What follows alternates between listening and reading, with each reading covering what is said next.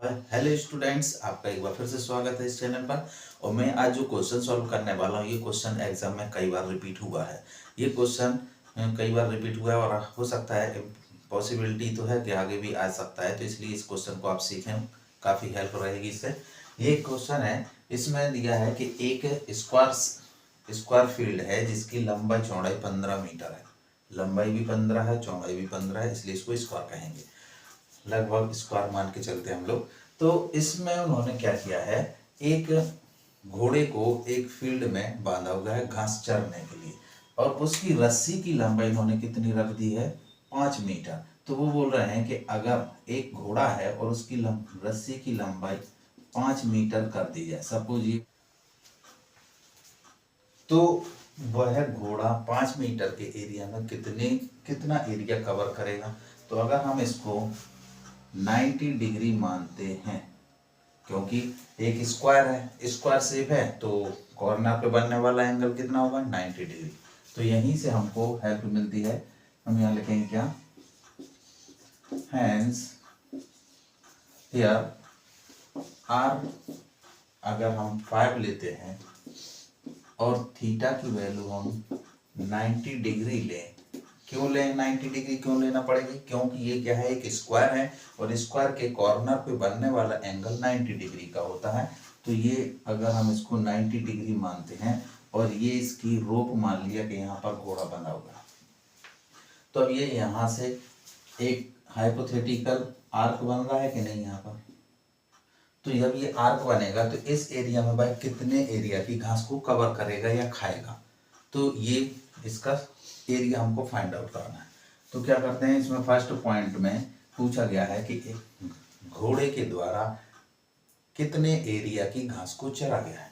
तो हम यहाँ पर, ये आर्क बन रहा है, तो हम यहाँ लिखेंगे एरिया ऑफ द आर्क। तो आर्क थीटा की वैल्यू क्या मान के चल रहे हैं, 90 डिग्री, ठीक है ना। तो 90 डिग्री जब हम इसको मान के चलते हैं तो यहाँ रखेंगे 90, तो ये 360 ही आ गया। इनटू में हम पाई की वैल्यू को क्या रखेंगे, 3.14। आर की वैल्यू कितनी है, 5। तो यहाँ 5 का स्क्वायर रखते हैं। तो इस तरह अब इसको हम सॉल्व करते हैं, तो 0 से इसके 0 को क्रॉस करेंगे और 9 से जब हम 36 को डिवाइड करेंगे तो 4 टाइम्स जाएगा।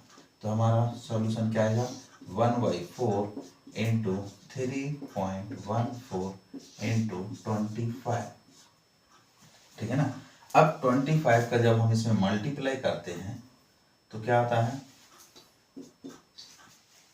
और जब हम इसमें 25 का मल्टीप्लाई करते हैं 3.14 में, तो आता है 78.50, और डिवाइड में नीचे 4 था तो नीचे 4 लिया। अब 4 से इसको डिवाइड करते हैं तो आता है 19.62 सेंटीमीटर स्क्वायर। तो ये आ गया कब, कितने एरिया, ये आ गया 5 मीटर।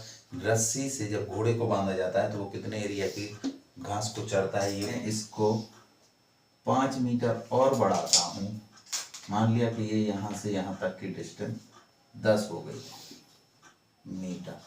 अब 10 मीटर जब रस्सी कर दी जाएगी तो उसके एरिया में कितना इंक्रीमेंट हुआ।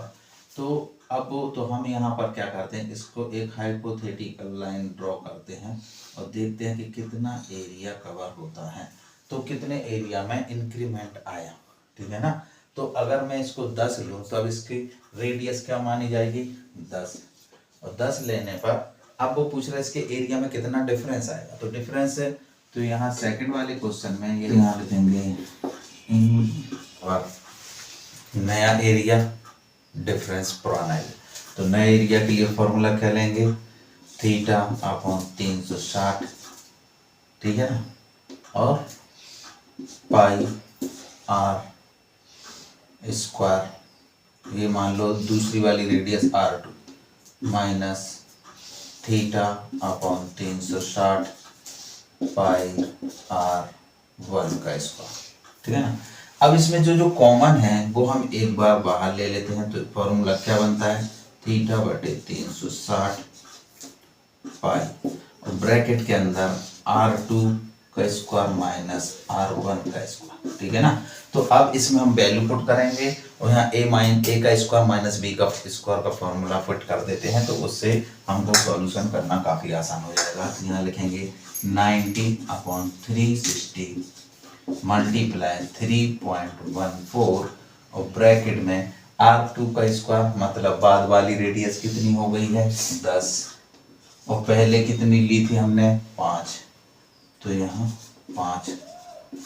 सेकंड कंडीशन में 10 ली है, पहली कंडीशन में 5 थी, क्योंकि उसको पहले रस्सी जो बांधी गई थी 5 मीटर की बांधी गई थी, बाद में 10 मीटर की बांधी गई, तो बाद वाली रेडियस माइनस पहली वाली रेडियस, ठीक है ना।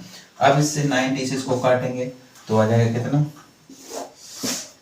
बराबर लगा के 1/4 और इनटू में 3.14 इनटू, अब ये ए स्क्वायर माइनस बी स्क्वायर का अगर हम फॉर्मूला लगाते हैं तो इसमें हमको क्या करना पड़ता है, एक बार एक डिजिट प्लस में लेते हैं, एक बार माइनस में।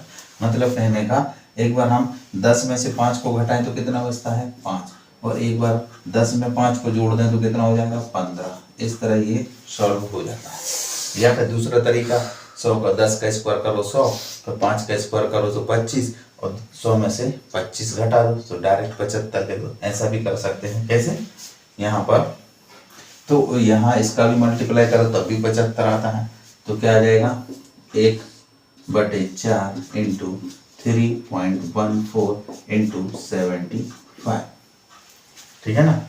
अब इसका जब हम मल्टीप्लाई करते हैं सारे डिजिट का, तो आंसर 88.875 मीटर स्क्वायर। स्क्वायर क्यों आया, क्योंकि हमने एरिया निकाला है। और इस तरह ये क्वेश्चन सॉल्व होता है। आई होप कि ये क्वेश्चन का सॉल्यूशन आपको समझ में आया हुआ। वीडियो को लास्ट तक देखने के लिए आपका बहुत बहुत धन्यवाद।